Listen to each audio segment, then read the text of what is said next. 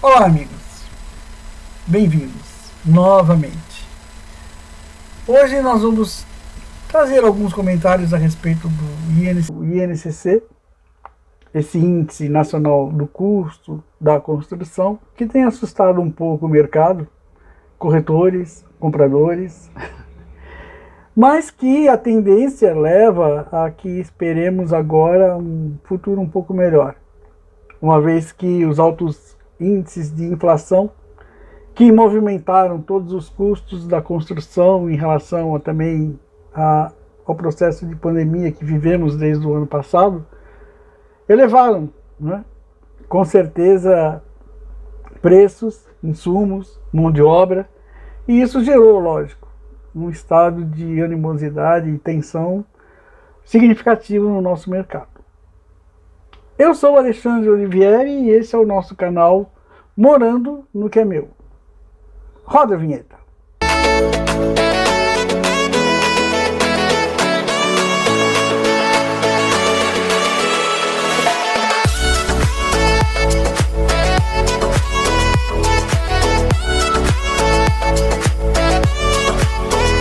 Então, falando a respeito sobre o INCC, esse índice, vamos dar um breve histórico a respeito de como ele surgiu e aquilo que ele realmente nos traz como variações, as medições que são feitas pelo Instituto Brasileiro de Economia, que é filiado à Fundação Getúlio Vargas. Então a gente pode dizer que o INCC ele tem como responsabilidade, né, a Fundação Getúlio Vargas como divulgadora, né, e mantenedora de todo o aparato que envolve a divulgação, mensuração e distribuição desse índice.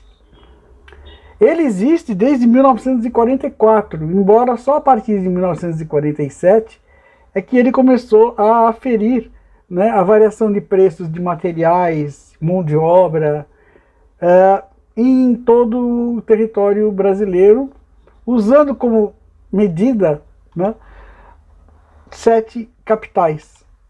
Esse índice, o INCC, ele começou no Rio de Janeiro, em 1944. E até 1947 ele apenas traduzia a diferença de preços de materiais e insumos na cidade do Rio de Janeiro.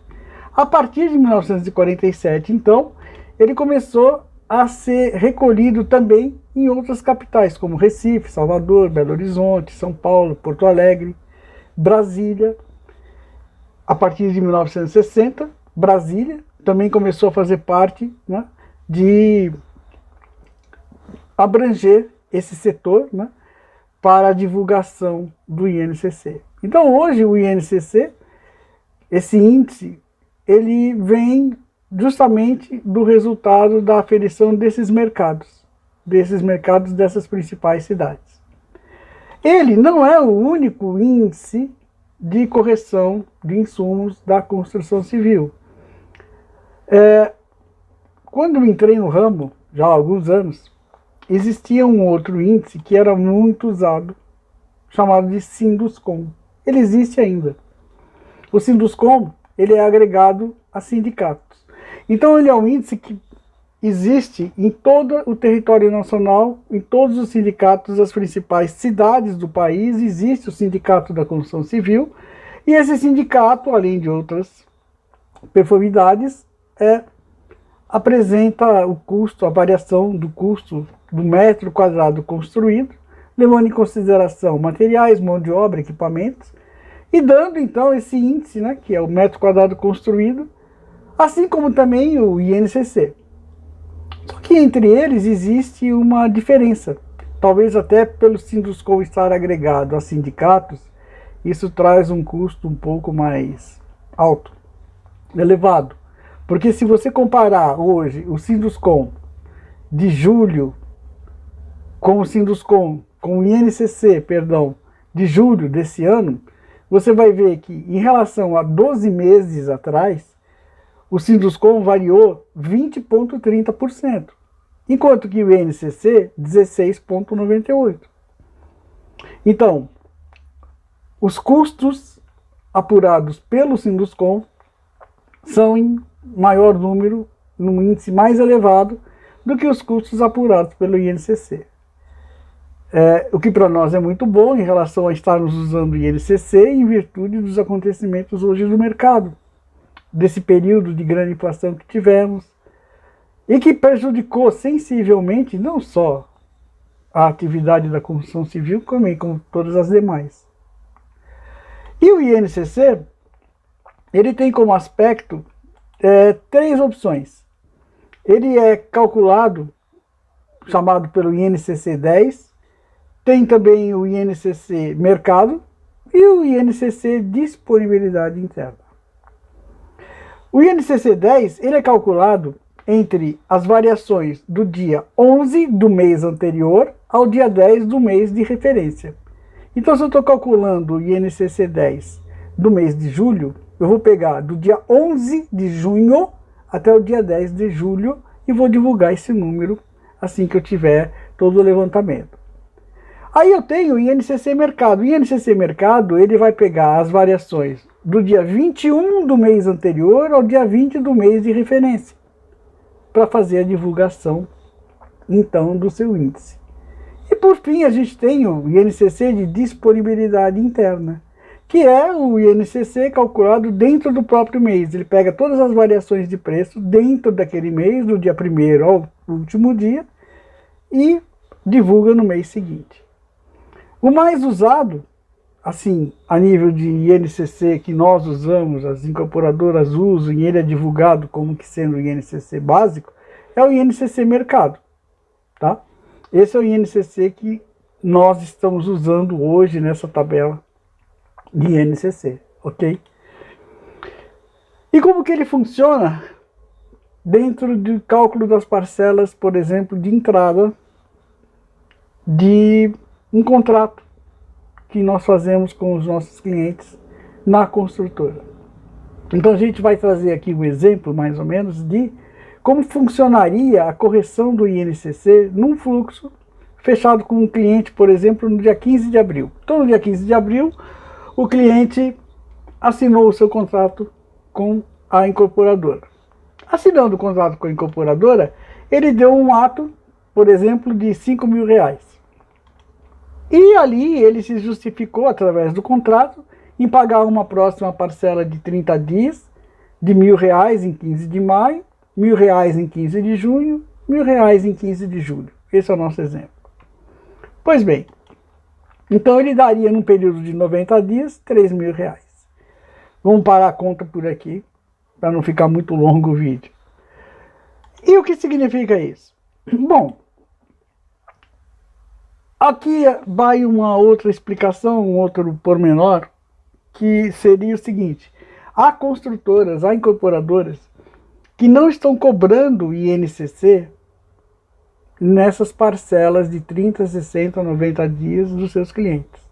Não estão cobrando. Há incorporadoras, construtoras que estão cobrando.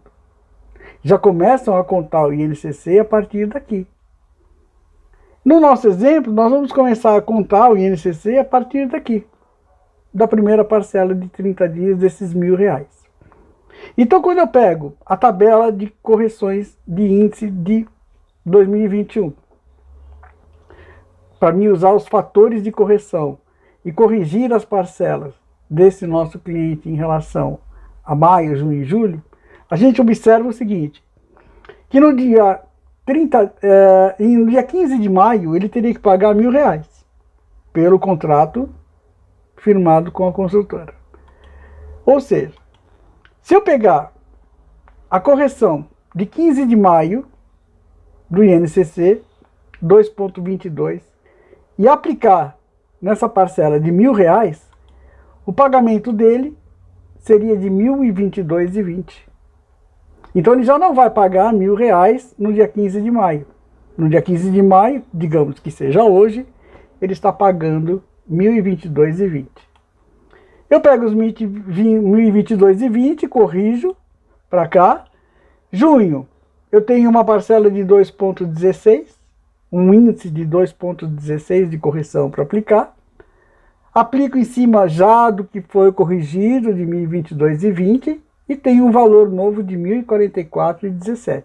Bom, em 15 de junho, R$ 1.000 se transformou em 1047, ok? E julho? Julho, eu pego os 1047, que já é a correção que vem mês a mês, porque o INCC, ele é a correção da correção, assim como também eu poderia dizer juros de juros, ok? Então eu estou pegando o índice que corrige em cima do índice que já corrigiu no mês anterior, que foi corrigido no mês anterior, enfim, vem de correção em correção. Então esses 1047, eu pegando agora o índice de julho, que foi de 0,85, o menor índice do ano, praticamente, graças a Deus, e aplicando em cima dos 1047,17, o cliente vai pagar em 15 de julho 1.053. Então vejam o seguinte, de R$ 1.000 em maio, 1.022. De R$ 1.000 em junho, 1.044. De R$ 1.000 em julho, 1.053. Ou seja, ao invés de R$ 3.000 no final de 90 dias, 3.119,41. Ou seja, uma correção de 3,98%. Então, nesses 90 dias, o INCC corrigiu, variou quase 4%, que foi aplicado na correção mensal dele, cada mês, que deu agora um total de quase 4% de correção em cima da parcela inicial, que seria de R$ 3.000. E vamos supor que, nesse dia do fluxo em abril, além dessas parcelas de 90 dias, ele fechou um manual em 15 de dezembro que lhe daria R$ 5.000. Então, assim, em 15 de dezembro ele vai dar R$ 5.000. Pois não. A gente não tem os índices de setembro, outubro, quer dizer, a gente até tem, é que o filme foi gravado antes. Mas nós temos aqui até o mês de julho, né, o mês de agosto pronto aqui, com o índice já da variação do INCC de agosto. Então nós vamos considerar essa variação dos R$ 5.000 que ele colocou no contrato, que pagaria na anual. Nós vamos só corrigir até 15 de julho para vocês verem quanto que já estaria essa anual. Então, se eu pegar essa anual de R$ 5.000, que vai pegar a variação do INCC do tempo do contrato, abril, até dezembro desse ano, eu não tenho os índices, eu vou corrigir ele apenas em relação ao que já tem, os 4%, os 3,98% de variação do INCC. Corrigindo até julho, esse índice já estaria esse valor já estaria em 5.119. A variação de abril até julho. Então vejam, ele ainda tem mais 5 meses de correção, agosto, setembro, outubro, novembro e dezembro, em cima desses iniciais 5.000, mas que já estão 5.119, tem mais 5 meses de correção em relação a isso. E eu fiz um cálculo rápido que, se eu basear a última correção 0,85 para todos os outros 5 meses, esse número final em dezembro ele vai chegar próximo de 5.400. Então, a anual dele, de R$ 5.000, vai se transformar aproximadamente em 5.400 assim que chegar dezembro. Então é muito importante quando a gente puder falar para o cliente, olha, se você puder ir adiantando as suas anuais, ou qualquer outra parcela, você vai ganhando INCC, você vai ganhando correções, certo? Isso é uma consideração em relação a eles, né? Aquilo que você pode adiantar, faça, tá? E agora a gente vai ver como é que funcionaria esse cálculo do INCC em relação ao saldo devedor. E nesse nosso exemplo, nós vamos pegar a correção de saldo só até o repasse com a Caixa. Então, digamos que esse cliente, que nós vimos agora no fluxo, ele, no dia 15 de abril, assinou contrato com a construtora, e ele ali, com o SICAQ rodado, foi atribuído a ele um valor de financiamento de 192 mil. Então 192 mil foi o valor de financiamento que ele captou. Ou seja, o saldo devedor dele está abrindo em 192 mil no mês de abril. Ok. Voltando àquela tabela de INCC, embora apenas para a gente poder ir configurando, né, as variações, aplicando o índice, como nós já vimos, de maio, de 2,22, esse saldo devedor dele, inicial de 192, passa em maio para 196,262. Ou seja, um aumento de R$ 4.262. Ok. Em junho, 196,262, que já está a correção, ganha mais uma correção de 2,16 referente ao INCC do mês de junho, e o saldo devedor dele passa para R$ 200.501. Ou seja, mais R$ 4.239 de variação. Ok. No mês de julho, esses R$ 200.501, aplicando-se o índice de 0,85, que foi a variação do INCC de julho de 2021, o saldo devedor dele passa para R$ 202.205, uma variação de R$ 1.704. Se aqui, em 15 de julho, ele for assinar o repasse com a Caixa, ele vai ter que fazer um acerto com a construtora de R$ 10.205,92, que é a variação do saldo devedor dele pelo período até a data da assinatura com a Caixa. E aqui no nosso exemplo, levando-se em consideração aos INCCs verídicos de variações, né, que ocorreram mês a mês, uma correção de 5,315, 5,31%. que levou o saldo devedor dele de 192 para R$ 10.205. Então aí é aquele momento onde ele ali, na instituição que trabalha junto com a Caixa, assessorando as construtoras, as incorporadoras, os correspondentes CCA, né, Caixa, ele é chamado para uma entrevista e é colocado ao seu conhecimento que ele tem um saldo aí para acertar de 10.205. É aí, gente, que tem caído muito contrato. Muitas desistências têm sido firmadas aí. Até porque, pelo volume de correções que nós temos tido ao longo dos últimos 10, 12 meses, realmente tem assustado muito. As construtoras têm feito a sua parte, as incorporadoras têm feito a sua parte em relação a o que eu posso fazer em relação a esse cliente agora. Eu vou pegar esses 10.200 desse nosso exemplo e vou dizer quanto é que você tem. Ou podemos jogar isso no seu fluxo de entrada com a construtora. Vamos ver como é que nós vamos distribuir isso nas parcelas que ainda, né, estão a vencer das suas parcelas de entrada com a construtora, como é que isso ficaria, para poder trazer alguma luz, alguma ajuda, porque pelos levantamentos que eu tenho em outros amigos, em outras incorporadoras, 80% dos distratos tem acontecido aí, no dia da entrevista com a Caixa, quando o cliente quando o comprador acaba se deparando com a correção do saldo devedor dele. E é isso justamente que a gente precisaria evitar. Eu mesmo tive um caso esse ano, ainda trabalhando numa outra construtora no início do ano, que a cliente se deparou com um saldo devedor, né, muito alto, e a gente conseguiu com a construtora negociar junto com ela.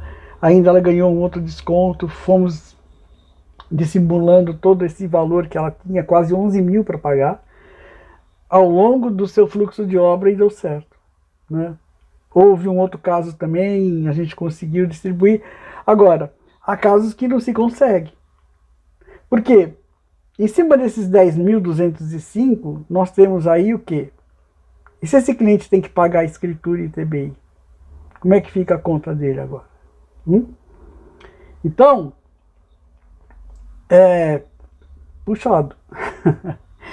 E a gente pode assim dizer para ele, porque o ITBI, a escritura e o ITBI, se nesse saldo devedor dele aqui há alguma sobra, há algum intervalo, há alguma capacidade dele absorver um pouco mais de financiamento, poderia se jogar a despesa dele de ITBI e escritura no saldo devedor. Isso pode ser feito.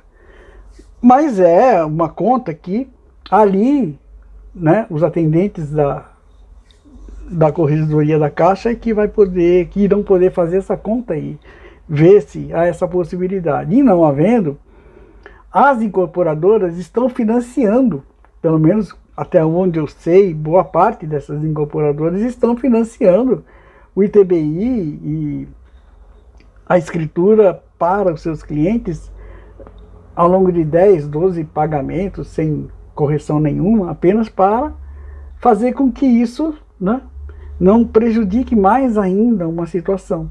Tá? Então, isso é um quadro hoje que é uma realidade. E a gente tem que saber conviver com isso, né? Da melhor forma que cada um de nós pode. Né? Mas é evidente que tem pertencido às incorporadoras a maior parte de estímulos para que renegocie e ao mesmo tempo assuma alguma coisa em relação a, se eu perder um pouquinho é melhor do que perder tudo, para poder negociar isso de uma outra forma, jogar no fluxo restante com a construtora, enfim. A gente tem essas variações que precisam ser com muita calma revistas, né? É um processo delicado que a gente vive hoje. Mas, como eu disse, há uma tendência de queda, o índice vem caindo, né? Mas acho que o principal trabalho é nosso. Somos nós, os corretores, que vamos ter que expor isso sempre para o cliente de uma forma muito precisa, sem medo de perder a venda. Porque também não adianta depois você perder ela lá na frente. Ninguém ganhou nada. Né? Aparentemente não se ganhou nada. Né? Porque existe um tempo de demora para assinar com a Caixa. E esse tempo de demora para assinar com a Caixa é que tem feito hoje muita diferença. Ainda mais hoje. Porque como é que funciona isso? Por que, por exemplo, eu assinei esse ano um contrato que levou 19 dias para o cliente, depois que assinamos com a incorporadora, assinar com a Caixa. 19 dias. Não corrigiu nenhum mês de INCC no saldo. E por que nós temos hoje, por exemplo, empreendimentos conosco que já estão aí há 8 meses, 9 meses e agora começaram a ser chamados para repasse?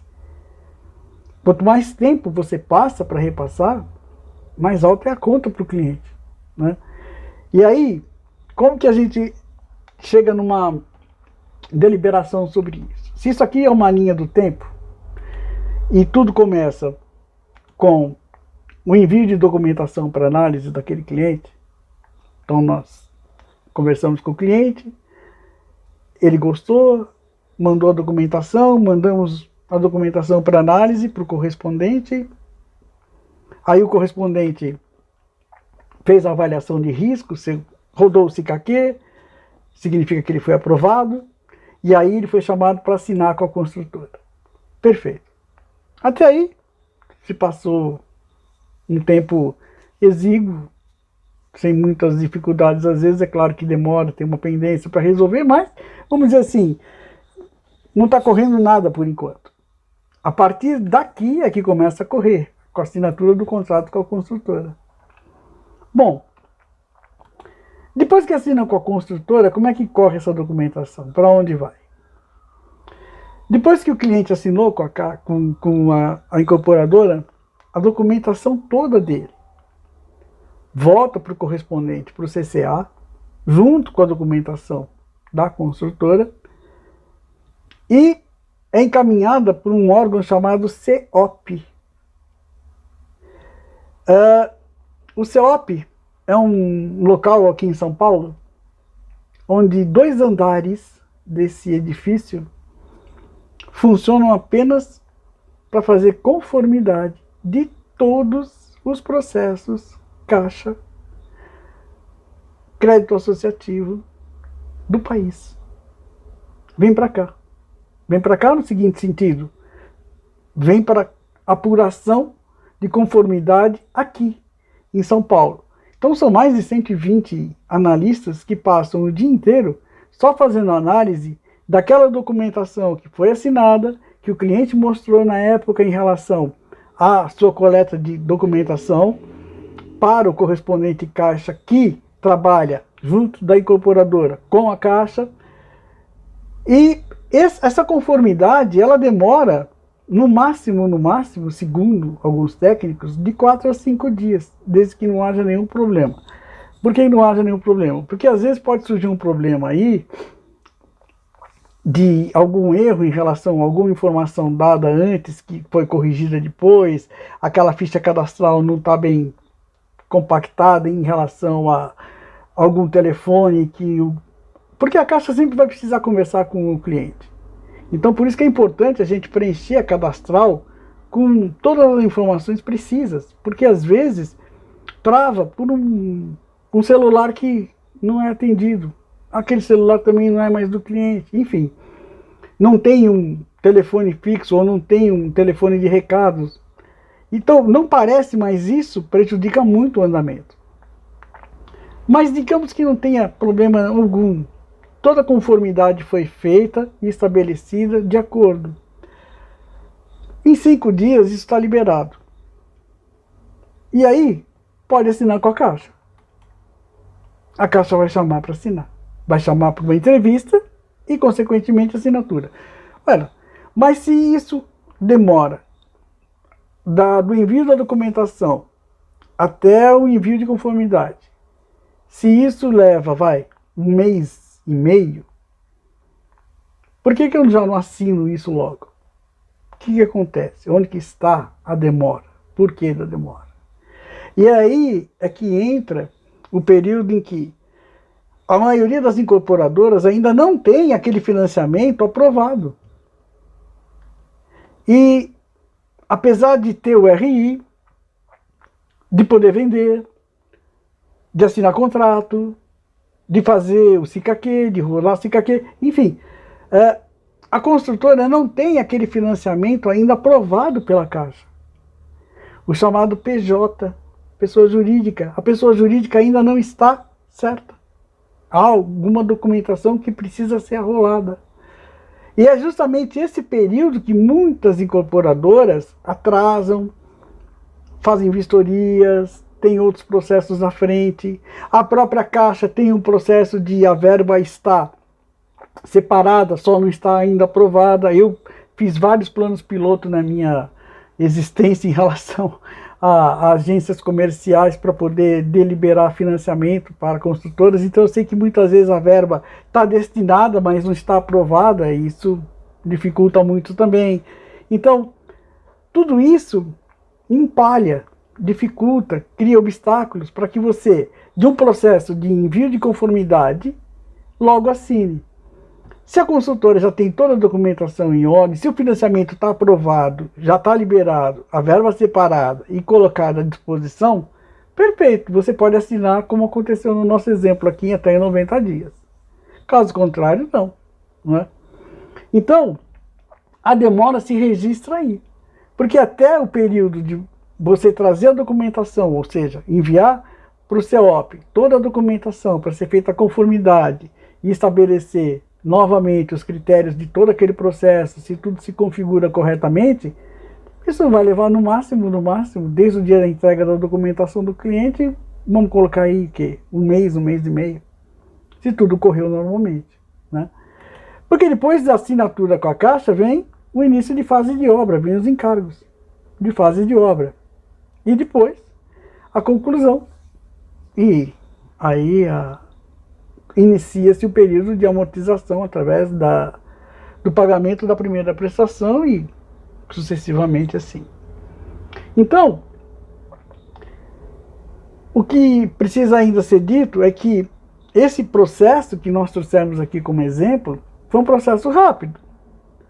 Assinar em 90 dias depois que assinou com a construtora é um processo rápido.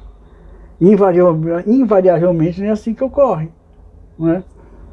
E hoje, com essa volúpia de INCC, que agora, graças a Deus, está numa tendência, né, de queda, a gente tem provocado muito mais dramas, né?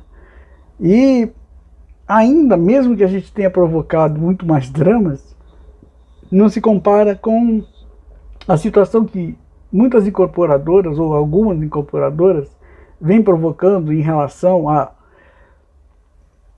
não encerrar a correção do saldo devedor no repasse com a Caixa. Então, algumas incorporadoras, elas estão continuando o processo de correção de saldo devedor, mesmo depois que o cliente assinou com a Caixa. É o que a gente está chamando hoje de terceiro boleto. Porque o cliente vai ter todo o fluxo com a construtora para pagar até o fim da obra. A maioria usa todo o período, né? Tem o fluxo de caixa, a evolução de obra, os juros contratuais de obra, e aí a incorporadora começa a emitir um terceiro boleto, que é a diferença, justamente, do INCC de cada mês, em cima ainda da correção num saldo devedor. E isso tem gerado uma polêmica muito grande. No YouTube, vocês vão, quem quiser consultar isso no YouTube, vocês vão ver que estão se formando muitos grupos de compradores que estão se sentindo muito lesados em relação a isso. E embora não haja ainda juridicamente algo legal que se possa fazer, mas se estão trabalhando em relação a tomar providências, porque embora isso não seja ilegal, mas é imoral. Porque uma vez que o cliente já entrou na sua fase de obra e está pagando os encargos de obra, ele está pagando algo que a construtora pagaria se ele não estivesse ali. Isso funciona como um condomínio. Quando a construtora entrega um empreendimento, há a convenção de condomínio, a construtora ainda tem 22 unidades vazias, ela responde por 22 unidades. Ela vai pagar o condomínio de 22 unidades e todos os encargos que a nova convenção de condomínio, enfim, estabelecer. E isso ocorre também. Daí, ser injusto o que essas incorporadoras vêm fazendo. E eu tenho uma cliente hoje que está prestes a assinar conosco, justamente que veio, que eu tirei de uma construtora, de uma incorporadora, cuja correção de INCC vai até o habite. E eu mostrei isso para ela, eu provei isso para ela, e hoje ela está com toda a documentação conosco para poder assinar, provavelmente agora ou no Sacomã ou no Bresa. Então, é uma coisa que a gente precisa estar bem em curso com as nossas ideias e com o nosso tino, né, de comercial, mas também com o nosso tino moral em relação àquilo que a gente, sabe, tem de fazer como sendo criterioso, mas ao mesmo tempo usando de bom senso, que na minha opinião é o que está faltando para essas incorporadoras. Agora, a gente espera que isso mude, né? E para a gente finalizar, se a gente continuar falando, né, de Casa Verde e Amarela, de crédito associativo, um breve resumo do que a gente procurou dizer aqui, que o INCC ele pode ser cobrado tanto nas parcelas de fluxo de entrada, tá? Do comprador com a incorporadora, a construtora, é legal. Eu digo isso porque outro dia um cliente falou para mim assim que ele se recusava, que isso aí é ilegal, que ele se recusava a pagar. Eu falei, tá bom, então não paga, fica tranquilo, você não vai pagar. Deixei para lá. A variação mensal do INCC é acrescida do valor do saldo devedor até o momento da assinatura de repasse, é o que a gente vinha falando aqui. O saldo do devedor, ele também é acrescido mês a mês, né? Daquela variação do INCC e aí apresentada a conta para o cliente no dia que ele vai assinar o contrato com a Caixa, tá? Em projetos na planta, a correção pelo INCC não ocorre quando a compra é efetuada de forma à vista. O cliente disse assim para mim outro dia: como é que eu faço para evitar tudo isso? Eu falei: compra à vista. É 286 mil. Tem? Dá 286 mil, acabou. Você não vai pagar nem evolução de obra, nem INCC, de nada. Absoluto. Você vai sim pagar a sua escritura. Mas não precisa nem ser agora. Pode ser lá na frente. Porque a gente está falando da correção do saldo do devedor, mas a gente está falando da correção do saldo do devedor dentro do crédito associativo. Porque no SFH, é o que a gente vai ver agora, é comum. Precisa ocorrer. Uma cliente me disse recentemente assim: eu não quero nada com a sua construtora, porque a sua construtora corrige o INCC até o ABITS. Eu falei: não, a minha construtora são duas. Uma tem que corrigir, porque é médio e alto padrão. A outra não corrige, porque é crédito associativo.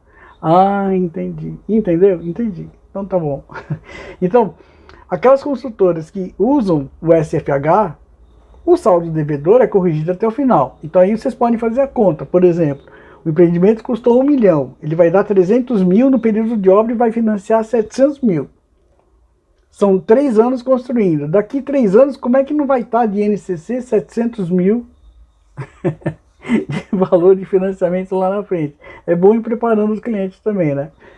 Então, isso ocorre. Não tem jeito. E aí, no SFH, a construtora não tem como não pegar. Claro que, evidentemente, o cliente pode ir abatendo isso antes, ir negociando com a construtora, ir amortizando essas passagens, né, de INCC antes, para quando chegar lá na frente, o ABIT, ele vai trazer um financiamento, já está bem mais baixo, né? Assim como também aquele que está dando 30% em relação à obra, ele pode pagar 40%, 50%. E quando a gente mostra isso para o cliente, hoje, essa correção de INCC, ela traz muitos investidores até para a realidade. Não só o cliente comprador que precisa morar, mas o investidor também. Isso é importante, tá? Que a gente sempre traga isso à luz das boas ideias, que é o que a gente mais precisa hoje. É boas ideias, bom senso e atuar com discernimento. Porque eu não posso fazer tudo aquilo que eu gostaria, mas pelo menos eu posso fazer tudo aquilo que está ao meu alcance, dentro das possibilidades que eu tenho que atuar com quem? Com a minha incorporadora, construtora e o meu cliente, né? E é nesse interlúdio, nesse jogo de interesses, onde a gente vai ter que se posicionar sempre, né? Eu pelo menos aprendi. E o Emílio Callas foi um dos meus primeiros professores nesse ramo. Eu tenho histórias dele assim muito interessantes, né? Não cabe aqui contar. Mas eu entendo hoje o sucesso dele. Eu sei porque ele, como ele pensa. Já conheci ele há quase 40 anos, então eu sei como ele pensa. E esse jogo, né, que não é bem um jogo político, mas é um jogo comercial, mas não tanto financeiro, mas aprazível, né, de bons relacionamentos, que esse é o segredo, é o que tem feito a diferença, né? Então, gente, eu fico por aqui. Qualquer coisa, a gente se fala no meu canal. Deixa o like, deixa uma curtida, ajuda. Tá bom? Fiquem com Deus. Um grande abraço.